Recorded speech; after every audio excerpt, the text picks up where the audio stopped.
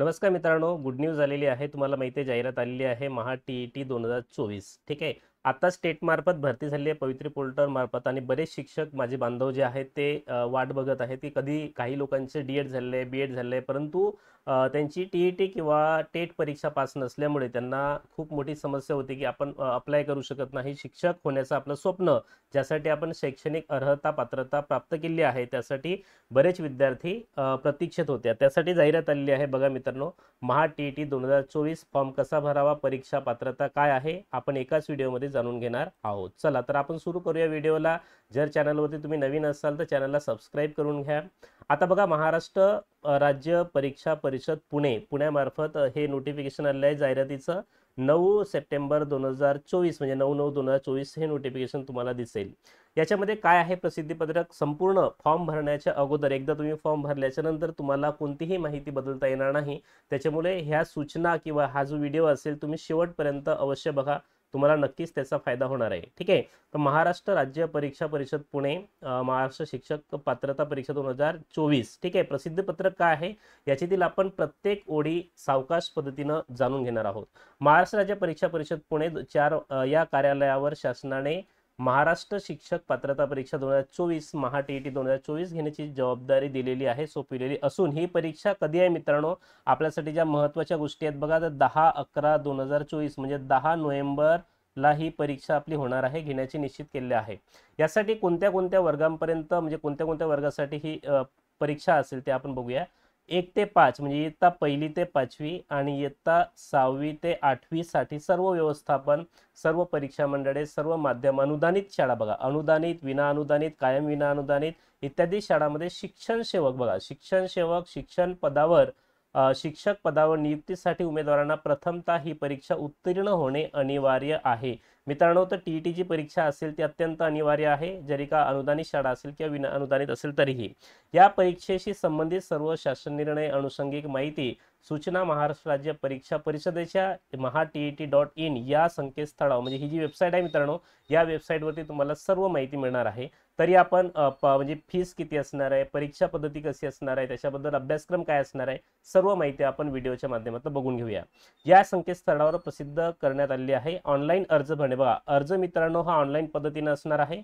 परीक्षा शुल्क तुम्हाला ऑनलाईन भरायचं आहे. परीक्षेची वेळ, इतर सविस्तर माहितीचा तपशील परिषदेच्या उपरोक्त वेबसाईटवर म्हणजे ह्या वेबसाईटवर सर्व दिलेलं आहे. हे आपण सावकाश बघूया. हा पहिला व्हिडिओ आहे आपला, त्याच्यानंतरचे सगळे व्हिडिओ मी टाकणार आहे. आता बघा, सर्व संबंधितांनी संकेतस्थळास नियमित भेट द्यावी. नियमित म्हणजे काय, तर आपल्याला कधी तारीख वाढू शकते, काय होऊ शकते, काय बदल होऊ शकतात, त्यासाठी अभ्यासक्रमात वगैरे बदल होणार नाही. फक्त बदल झालेच तर परीक्षेच्या तारखामध्ये होऊ शकतो. आता बघा, सदर परीक्षेची ऑनलाईन अर्ज भरण्याची प्रक्रिया कधी सुरू होणार आहे, तर 9/9/2024 पासून म्हणजे 9 सप्टेंबर पासून सुरू झालेली आहे मित्रांनो, आणि 30 पर्यंत असणार आहे. 30/9/2024 या तारखेपर्यंत उमेदवारांना ऑनलाईन अर्ज भरता येतील. संबंधितांनी याची नोंद घ्यायची आहे. जे जे पात्र आहे, काय पात्रता आहे, कसं असणार आहे, दिनांक आपण बघूया. तर हा वेळापत्रक दिलाय बघा ना मित्रांनो. कार्यवाहीचा टप्पा काय असणार आहे, ऑनलाईन अर्ज आणि शुल्क भरण्याचा कालावधी जो असेल तर 9/9 पासनं तर 30/9/2024 पर्यंत असणार आहे. हा महत्त्वाचा आहे. 30 तारखेपर्यंत तुम्हाला फॉर्म भरायचा आहे. प्रवेशपत्र ऑनलाईन प्रिंट काढून घेणे मित्रांनो, आपण फॉर्म भरून घेतो, त्याच्यानंतर आपलं युजर नेम आणि पासवर्ड ID विसरून जातो आपण.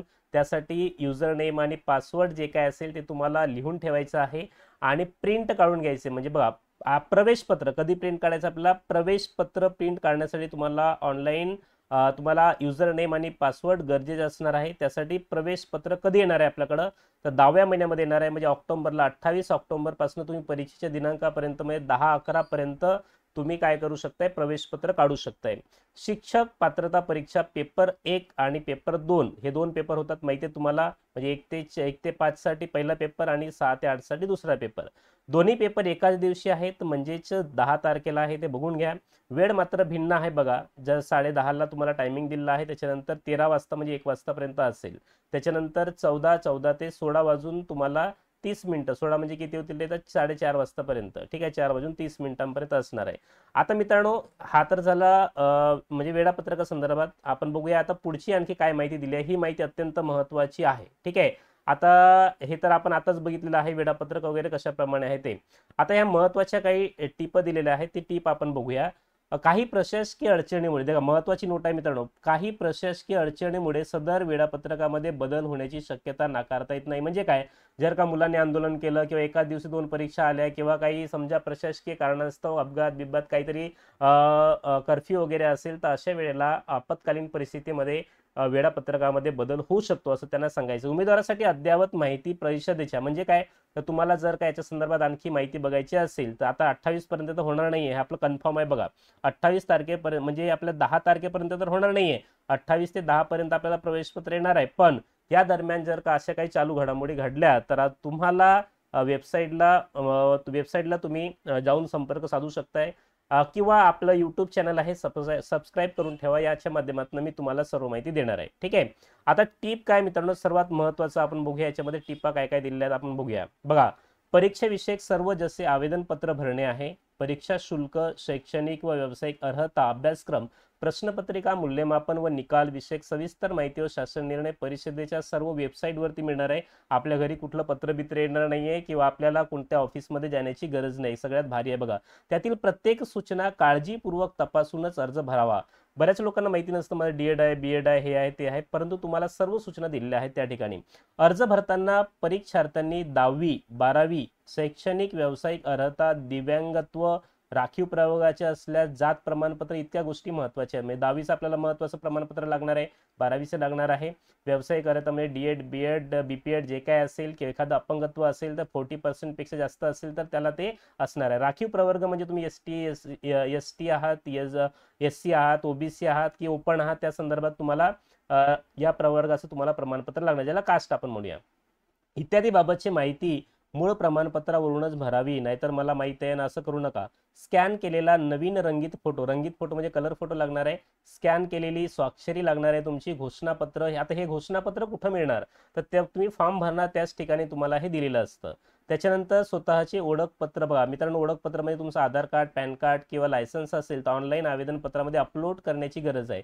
मित्रांनो, जर तुम्ही फॉर्म भरताना बघाल तर तुम्हाला 4 प्रकारचे डॉक्युमेंट तुम्हाला अपलोड करावे लागतात. एक तुमचा फोटो रंगीत, दुसरं स्वाक्षरी, आणि तिसरा रकाना असणार आहे तुमचं ID प्रूफ जो काय असणार आहे तो असणार आहे. चौथा घोषणापत्रक सेल्फ डिक्लेरेशन तुम्हाला स्वतःच्या हस्ताक्षरात लिहून तिथं अपलोड करायचे. 4 पत्र तुम्हाला अपलोड करायचे आहेत. सदर परीक्षेमध्ये प्रविष्ट होऊ इच्छिणाऱ्या उमेदवारांनी संपर्क, म्हणजे तुम्हाला संपर्क कसं साधेल बघा, ते ईमेल तुमचं व्यवस्थित असलं पाहिजे. SMS सुविधा याद्वारे किंवा तुम्हाला मेल येईल, जसं प्रवेशपत्र आलं किंवा परीक्षा रद्द झाले वगैरे काय काय असेल, ज्या काही बदल असणार आहेत तर ते सर्व बदल तुम्हाला ईमेलच्या द्वारे ते सांगतील किंवा SMS तुम्हाला केलं जाईल. आता ईमेल ID तुमचं बरोबर असेल तर तुम्हाला ईमेल येईल, आणि जर SMS साठी तुमचा भ्रमणध्वनी क्रमांक म्हणजे त्याला आपण मोबाईल नंबर असं म्हणूया, ते ईमेल ID आणि भ्रमणध्वनी क्रमांक अचूक द्यावा व जतन करून ठेवावा म्हणतात. ठीक आहे. आणि पेपर 1 प्राथमिक स्तर व पेपर 2 उच्च प्राथमिक स्तर दोन्ही प्रश्नपत्रिकेसाठी प्रविष्ट होऊ इच्छिणाऱ्या उमेदवारांनी 2 स्तरासाठी म्हणजे प्राथमिक आणि उच्च प्राथमिक स्तर असा विकल्प निवडावा. ठीक आहे. त्याच्यानंतर जेणेकरून परीक्षा बैठक व्यवस्था एकाच ठिकाणी करता येईल. मित्रांनो, फॉर्म भरत असताना तुम्हाला एकच फॉर्म भरायचा आहे, जेणेकरून तुमचे ज्याला 2 पेपर द्यायचे असेल तर त्यांच्या एकच सेंटरवरती त्यांना पेपर मिळतील. प्रत्येक स्तरासाठी स्वतंत्र अर्ज भरण्याची गरज नाही. का गरज नाही बघा, हा मुद्दा सगळ्यात महत्त्वाचा आहे. सर मी प्रायमरीसाठी म्हणजे वेगळा फॉर्म भरतोय, उच्च प्राथमिकसाठी मी वेगळा फॉर्म भरतोय, असं जर तुम्ही करत असाल तर ते पण गृहीत धरण्यात येणार नाही. शेवटचा अर्ज तुमच्या, त्याच्याबद्दल पण पुढे आपण बोलूया. ठीक आहे. आता 2 भरलं तर त्यांना नाही माहित नाही की तुम्ही एकच व्यक्ती 2 फॉर्म भरलेत, तर मग त्यांनी काय म्हटलंय की तुम्हाला एकच फॉर्म भरणं गरजेचं आहे, 2 फॉर्म भरण्याची गरज नाही, 2 सेंटर मिळतील असं त्यांना सांगायचंय. सदर जाहिरातीनुसार उमेदवारांना केवळ ऑनलाईन अर्ज, हे महत्वाचं आहे मित्रांनो, ऑफलाईन आलेले अर्ज स्वीकारले जाणार नाही. तुम्हाला ऑफलाईन अर्ज भरायचं नाही, नाही तर मी सर ऑफिस आहे इथं मी भरून देतो व तिथं जाऊन भरतो असं करायचं नाहीये. ठीक आहे. उमेदवारांनी गांभीर्याने याची नोंद घ्यायची. परीक्षेचे शुल्क सुद्धा online banking, credit card, debit card याद्वारेच भरायचे आहेत. आधी कसं असायचं की आपल्याला चलनाद्वारे आपण बँकेत जाऊन भरत होतो, याच ठिकाणी स्पष्ट उल्लेख आहे की चलनाद्वारे ऑनलाईन शुल्क भरता येणार नाही. त्यांना डायरेक्ट बँकेमध्ये पैसे पाहिजेत, कारण फीस खूप आहे तुम्हाला माहिती आहे. एका पेपरची 700 आणि 900, आणि जर दोन्ही पेपर भरायचे असेल तर 1200 रुपये त्यांनी फीस दिलेली आहे. ठीक आहे. आता परीक्षा शुल्क भरणं यशस्वी झाल्यानंतर आवेदन पत्रातील माहिती अंतिम करण्यात येईल, म्हणजे अंतिम ठरवण्यात येईल आणि नंतर आवेदन पत्रामध्ये कोणत्याही स्वरूपाची दुरुस्ती करता येणार नाही, त्याबाबतचे निवेदन स्वीकारले जाणार नाहीत, याची तुम्हाला नोंद घ्यायची आहे. अर्ज स्वीकारण्याच्या अंतिम दिनांकापर्यंत परीक्षा शुल्क ऑनलाईनरित्या स्वीकारले जाईल. विविध पद्धतीने अर्ज सादर केल्यानंतर परीक्षा शुल्क भरल्याशिवाय सदर अर्ज पहिले पैसे भरा नंतरच तुमचा अर्ज विचारात घेण्यात येईल, स्पष्ट म्हटलेलं आहे. आता बघा, ऑनलाईन आवेदन पत्रासोबत कोणत्याही कागदपत्राच्या प्रती जोडण्याची तुम्हाला आवश्यकता नाहीये. तसेच आवेदन पत्र, कागदपत्रे, प्रमाणपत्र गट शिक्षणाधिकारी यांच्याकडे जमा करण्याची सुद्धा गरज नाही. आधी आपण भरत होतो ऑफलाईन वगैरे फॉर्म, तर अशी तुम्हाला काही गरज नाहीये, त्याच्यामुळे काळजी करायची नाही. मूळ प्रमाणपत्राच्या पडताळणी स्वाधीन राहून उमेदवारांना परीक्षेस तात्पुरता प्रवेश दिला जाईल. म्हणजे हे सगळं तुम्हाला ऑनलाईन भरलेल्या माहितीनुसारच तुम्हाला हे सर्व दिलं जाईल. नाहीतर एखादा विद्यार्थी डीएडला ऍडमिशन घेतले प्रथम वर्षाला तो कार्यक्रम करतोय असं होणार नाही. ठीक आहे. निकाल घोषित केला जाईल आणि परीक्षेच्या निकालानंतर, निकाल लागल्याच्या नंतर शैक्षणिक व व्यावसायिक कागदपत्रांची पडताळणी प्रमाणपत्र वितरणाच्या वेळी, म्हणजे तुम्हाला एक प्रमाणपत्र दिलं जातं पास झाल्याच्या नंतर, तर तेव्हा तुम्हाला हे सगळे कागदपत्र जे आहेत तुम्हाला दाखवावे लागेल, पण तशी काही गरज भासत नाही, ऑनलाईन रिझल्ट असणार आहे. प्रमाणपत्र पडताळणीच्या वेळी कागदपत्रे अपूर्ण राहिल्यास अथवा उमेदवार, तुम्हाला माहिती आहे टीईटीचा घोळ झाला होता, त्याच्यामध्ये पण असं काही झालं होतं. ठीक आहे. न शकल्यास या परीक्षेची उमेदवारी रद्द करण्यात येणार आहे आणि ऑनलाईन आवेदन पत्रामध्ये भरलेल्या माहितीत व मूळ कागदपत्रामध्ये तफावत आढळून आल्यास उमेदवारी तुमची रद्द करण्यात येईल. जे काही तुम्हाला माहिती आहे, जो काही गैरप्रकार मागच्या टीईटी मध्ये घडलेला होता, त्या संदर्भात बऱ्याच मुलांना माहिती असेल. आता एकापेक्षा जास्त आवेदन पत्र जर भरलं तुम्ही, काही लोकांना काय असतं, सर माझं फॉर्म सबमिट झाला की नाही झाला, त्यांना काही कल्पना नसेल, तर अशा वेळेला तुम्ही दोनदा किंवा तीनदा तुम्ही आवेदन पत्र भरत असाल, तर अंतिम भरलेले आवेदन पत्र ग्राह्य धरण्यात येईल आणि आधी सादर केलेल्या आवेदन पत्राचे शुल्क परत केले जाणार नाही. म्हणजे तुमचं जेव्हापर्यंत चलन भरल्या जात नाही, म्हणजे ऑनलाईन तुम्ही फीस भरत नाही, तोपर्यंत तुमचा आवेदन पत्र जे असणार आहे, तुमचा जो फॉर्म असणार आहे, तो कन्फर्म मानला जाणार नाही. आणि जोपर्यंत तुम्ही पैसे भरणार नाही तोपर्यंत तुमचा फॉर्म गृहीत धरला जाणार नाही.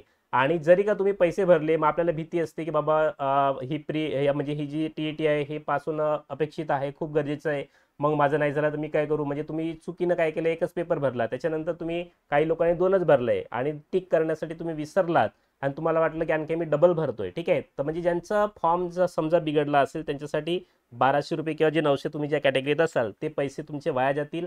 आणि शेवटी जो तुम्ही फॉर्म भरणार, पहिला फॉर्म तुमचा चुकला तर मग तुम्हाला दुसरा फॉर्म भरता येतो आणि दुसरा भरलेला फॉर्म तुमचा गृहीत धरला जाईल, पहिला फॉर्म गृहीत धरता येणार नाही.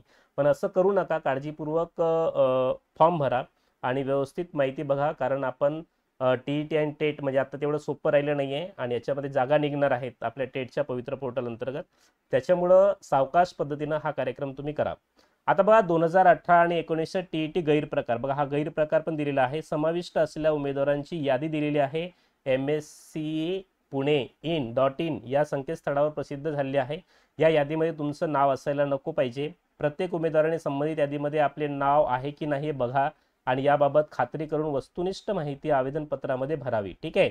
आणि आपण भरलेली माहिती चुकीची असल्याची निदर्शनास आल्यास कोणत्याही स्तरावर आपली संपादनूक रद्द करण्याचा अधिकार परीक्षा परिषदेकडे राहील, हे लक्षात ठेवा मित्रांनो. जर तुम्ही गैरप्रकारामध्ये मागे असाल तर तुम्हाला आणखी चुका करायच्या नाही आहेत, त्याच्यामुळं ही एक यादी दिलेली आहे त्यांनी. ठीक आहे. आणि खोटी व चुकीची असून जर आढळला असेल तर तुम्हाला तुमच्यावरती कारवाई सुद्धा करण्यात येईल आणि करण्यात येईल, याची उमेदवारांनी गांभीर्याने नोंद घ्यायची आहे. सदर परीक्षा संदर्भातील सर्व प्रकारचे बदल दिलेल्या संकेतस्थळावर वेळोवेळी प्रसिद्ध केले जातील, त्यामुळे सर्व उमेदवारांनी नियमितपणे संकेतस्थळ तपासत राहायचं आहे तुम्हाला.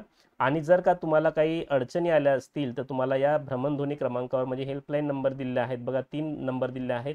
दूरध्वनी सहाय्य उपलब्ध, वेळ आहे 10 वाजता सकाळीपासून तर सायंकाळी 6 पर्यंत तुम्ही फोन, नाही तर सर मला रात्री फॉर्म भरतोय रात्री 10 वाजता, आता समस्या आहे, त्यांना फोन करू का, ते उचलणार नाही, तर ऑफिस बंद असतं. ऑफिशियल टायमिंगमध्ये तुम्हाला संपर्क साधायचा आहे. सविस्तर माहितीकरिता संकेतस्थळ तुम्हाला दिलेच आहे. महाटेट पुढचा जो व्हिडिओ असणार आहे आपल्या याच्यावरती असणार आहे की फॉर्म कसा भरावा, फीस कशी असणार आहे, या संदर्भात आपला असणार आहे. ठीक आहे.